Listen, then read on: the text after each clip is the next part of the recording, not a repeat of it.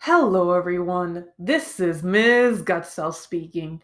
In this video, we are going to examine insert feature number 13, Bookmark, for the Google Docs series.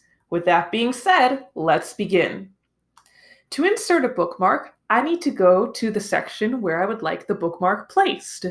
To do so, all I have to do is click my cursor into that location. From there, I can click Insert and then click Bookmark. Now a bookmark has been added for my sample document part 2 text.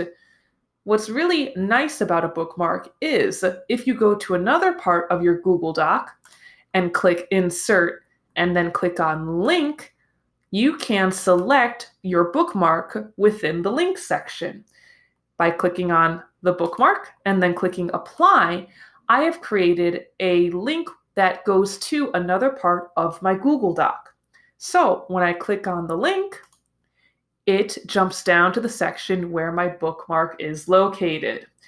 This function is very similar to the outline feature within Google Docs, but if you prefer to have all of your links in the same location within the Google Doc, it can be very efficient to use bookmarks.